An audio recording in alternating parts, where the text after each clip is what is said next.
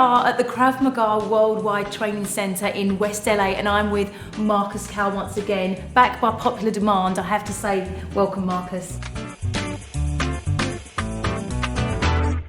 Now, first of all, let's start off by reading some of the comments from our last episode that we did. Cassandra loves makeup. She says, love this, and I love that he's from Sweden. Another person, actually, Rafa, also says, great episode, and don't mess with us Swedes. That's true, the Vikings are from Sweden, it's very true. Winter Shadow says, I'm subscribed to this guy already for MMA interviews. And finally, on my list, I would definitely love to see an entire series on self-defense. That would be fantastic, and that is Offbeat Worlds.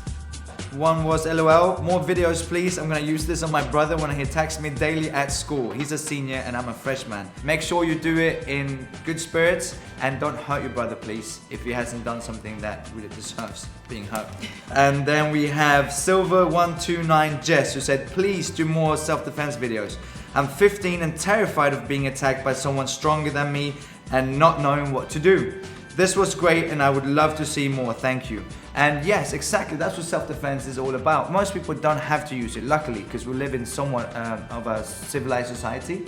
But at the same time, it's a nice feeling to know how to defend yourself. It's a nice feeling to know how to take care of yourself. And if it ever came down to it, you would fight back.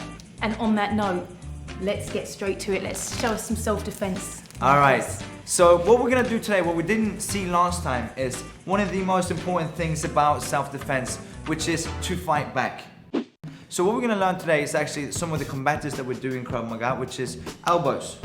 Elbows are great because they're very, very sharp and they're mainly skin and bone. And if you make contact with someone's face, which is also mainly skin and bone, it's very, very easy to cut them, which is great for a self-defense situation. But today we're only gonna focus on one elbow, and that's from someone who's directly in front of you. So if you face me real quick, Donna, the elbow in itself, you bring the hand as close to your shoulder as you can, and then the other hand is obviously up from our fight stance.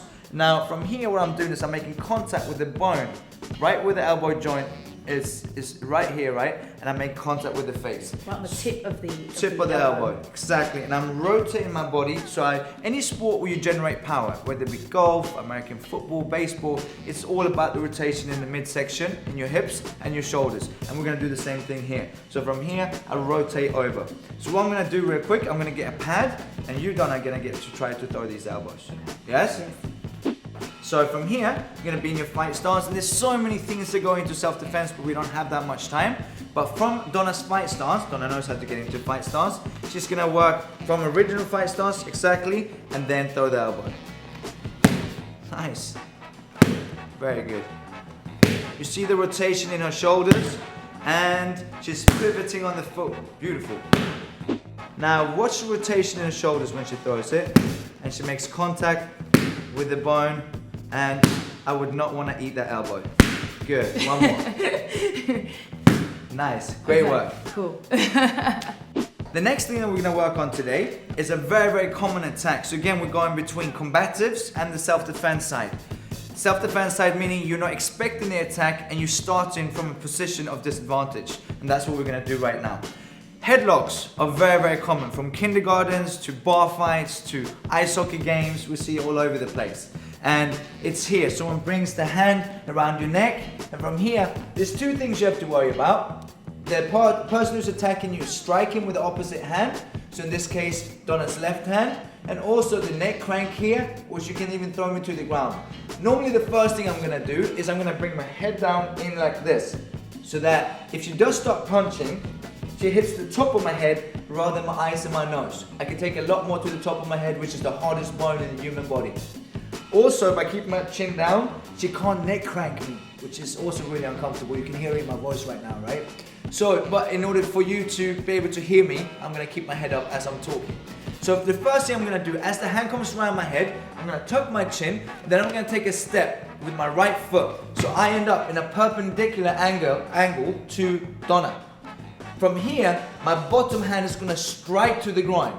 Quick strike to the groin, and the other hand's gonna come up between our faces. Now I'm sorry about this, Donna, it's not gonna be very comfortable. My index finger is gonna go down under the nose.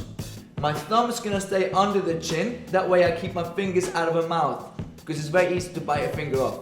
My other fingers in a real life situation would dig into her eyes. I'm not gonna do that now because we're friends.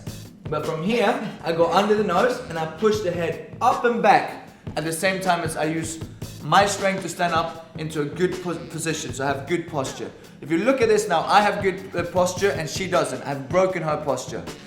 So what we're gonna do now is we're gonna break it down into the different steps so that people that have never done it before can learn it and we'll do it together, okay? Step 1, step forward, slap to the ground, hands up. 2, tilt the head back. 3, stand up straight, bring the elbow down to the hip. 4, punch down. So that's at the same time.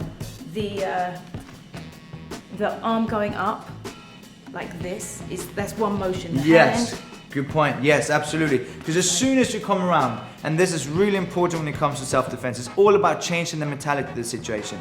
As soon as you come around, you want that strike, the initial strike, to make them go, oof.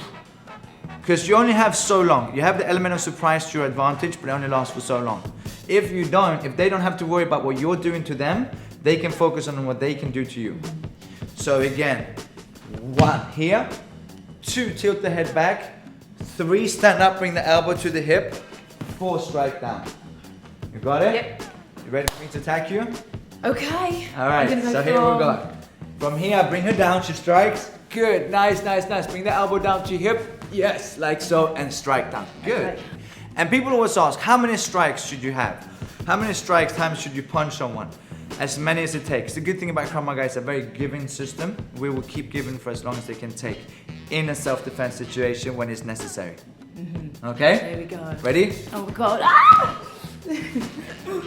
Nice. Beautiful. And there was that elbow that we just practiced as well.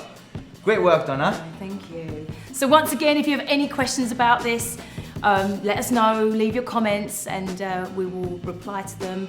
In the meantime, be safe, guys. If you're practicing at home, just be safe. If you're out in the street, you get attacked, go crazy. But in the meantime, whilst you're training at home, be careful. Thank you again for having me, The Loop, and I hope you learned something. Okay, see you soon.